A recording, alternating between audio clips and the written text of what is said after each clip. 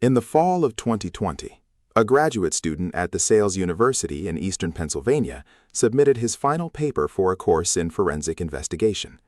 The course code was CJ361. The professor was Dave Sipe. 12 pages. He described a stabbing homicide, a young woman in a trailer park. He walked through every detail: the gloves an investigator would wear, the masks they would use, the DNA evidence they would collect, the mistakes a killer would have to avoid in order not to get caught. He titled it, Crime Scene Scenario Final. 2 years later, that same graduate student walked into a house at 1122 King Road in Moscow, Idaho. 4 people were sleeping inside. Madison Mogen was 21, Kaylee Goncalves was 21, Zana Kernodle was 20, Ethan Chapin was 20. None of them knew his name. By the time the sun came up on November 13, 2022, all 4 of them were dead. And in a graduate student records office at DeSales University, a 12-page paper was still sitting on file. He had written the playbook in school. This is the story of how he was caught, and how the only piece of evidence that could prove he did it wasn't even his. 8 months before the murders, in March of 2022, an Amazon order shipped to an apartment in Pullman, Washington, the small college town that sits about 8 miles west of Moscow, Idaho, 2 universities, separated by a state line. The order was for a Ka-bar military-style knife, a leather sheath, and a sharpener. The customer had also purchased, 2 months earlier, a black balaclava. His name was Bryan Kohberger. He was 28 years old. He had grown up in the Poconos region of Pennsylvania. He had spent his entire academic career studying criminology. Now he was a first-year PhD student at Washington State University. His research focus, and this is from his own application materials, was offender decision-making. In other words, how criminals think before they commit crimes. His mentor at DeSales had been Dr. Catherine Ramsland. She had written books on Dennis Rader, the BTK killer. She would later tell the Seattle Times after Kohberger's guilty plea, "I thought, they have to have this wrong. It's not the Bryan Kohberger that I know." But the Bryan Kohberger she knew was already gone. The night of November 12, 2022, was a Saturday in Moscow, Idaho. Madison Mogen and Kaylee Goncalves, best friends since the 6th grade, went out for the evening. They were both seniors. Kaylee was weeks from graduation. She had a trip to Europe planned. They were at the Corner Club bar on Main Street until 1:30 in the morning. They stopped at a food truck called the Grub Truck, a moment captured live on the truck's Twitch livestream. They got home at 1:56 a.m.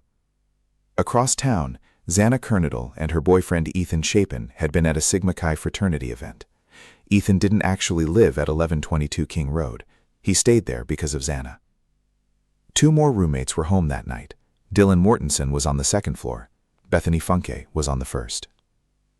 At 2:47 a.m. in Pullman, 8 miles away, a cell phone went dark. It belonged to Bryan Kohberger. Over the next 2 hours, his white 2015 Hyundai Elantra was captured by neighborhood cameras driving toward Moscow. Indian Hills Drive at 3:26, Highway 95 at 3:28. A camera positioned less than 50 feet from Zana Kernodle's bedroom recorded the Elantra making 4 separate passes by 1122 King Road. 3:30 a.m., 3:38, 3:56, 4:04. On the 4th pass, the Elantra made a 3-point turn at the cul-de-sac.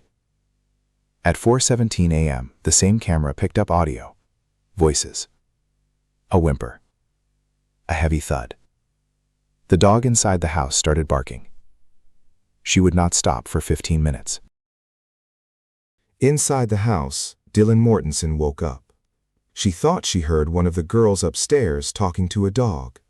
She opened her bedroom door, looked into the hallway, saw nothing, and went back inside. She opened it a second time when she heard what sounded like crying from Zana's room. A man's voice said, "It's okay, I'm going to help you." She opened it a third time. She saw a figure in black clothing walking toward her.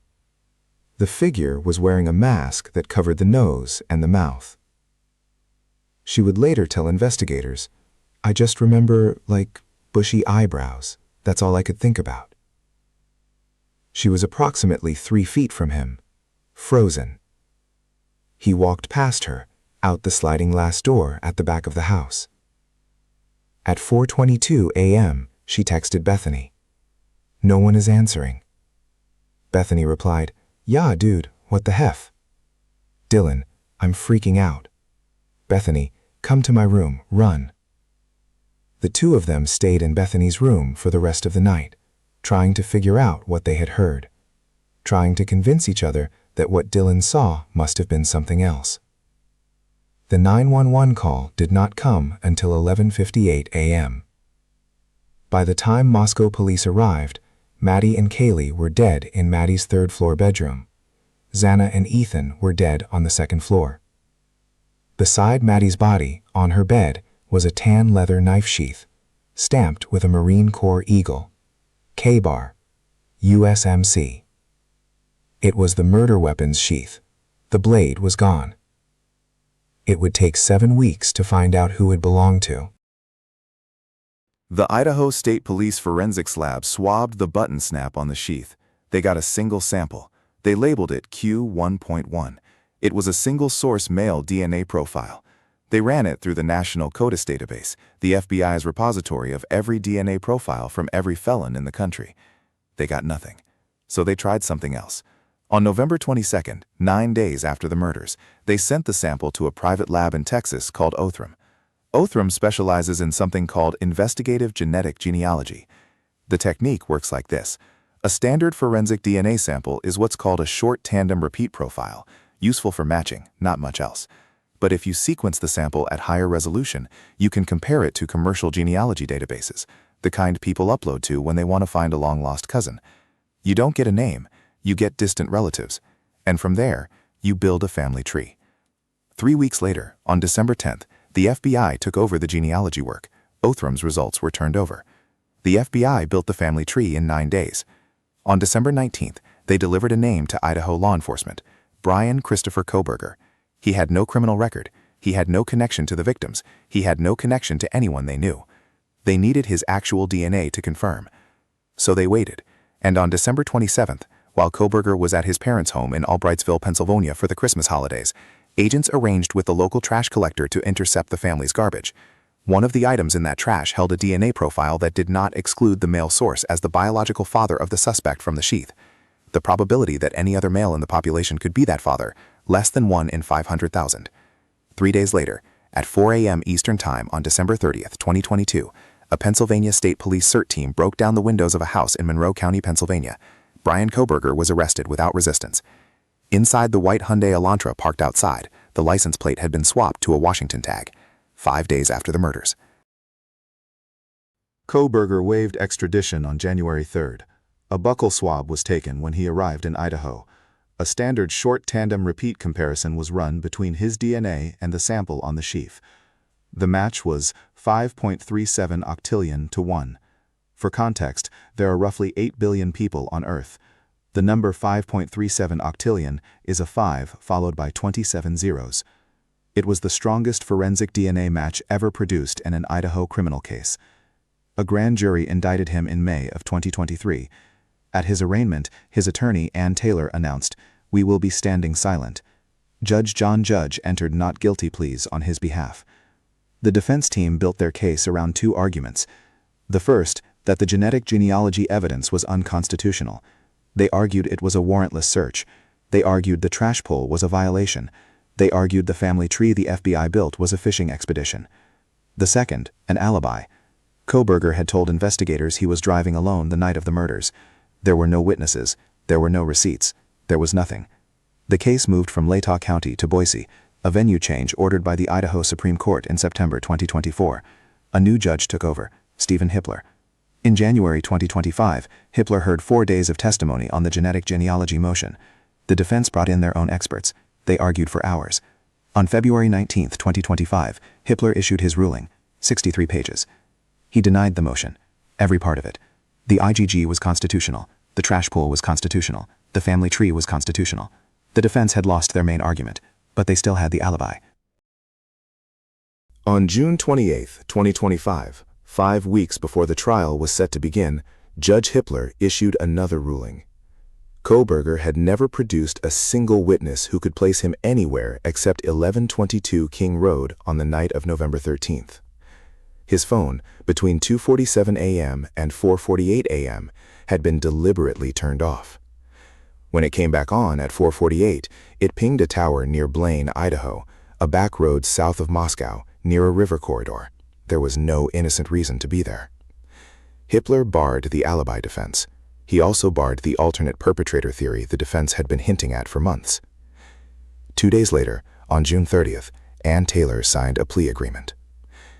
On July 2nd, 2025, Bryan Kohberger walked into Ada County District Court in Boise. He stood before Judge Hippler. The judge asked him, "Are you pleading guilty because you are guilty?" Kohberger answered, "Yes." It was a standard guilty plea, not an Alfred plea. He admitted he killed Madison Mogen. He admitted he killed Kaylee Gonsalves. He admitted he killed Santa Kernodle. He admitted he killed Ethan Chabin. He was never asked why. He never explained. 3 weeks later, on July 23rd, the families came to court. Kaylee Gonsalves' father, Steve, walked to the podium. He physically turned it to face Kohberger directly. Her sister Olivia told him, "My sister Kaylee and her best friend Maddie were not yours to take.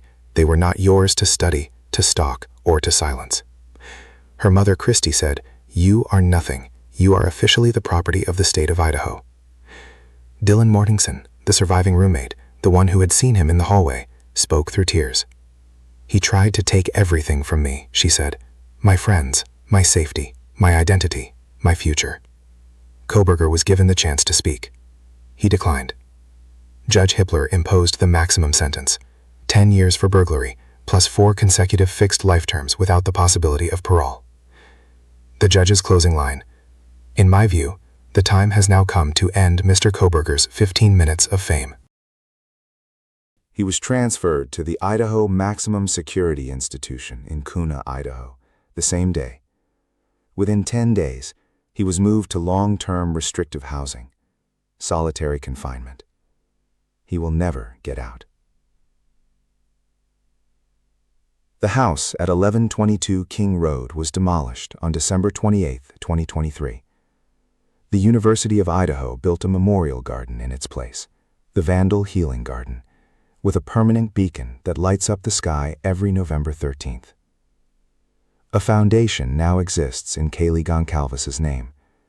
A dahlia grower in Oregon registered a new flower variety in her honor, Kaylee Jade. And every fall, somewhere in eastern Pennsylvania, a copy of a 12-page paper sits in a graduate student records office. Crime Scene Scenario Final by Bryan Kohberger, CJ 361, Forensic Investigation, submitted in 2020.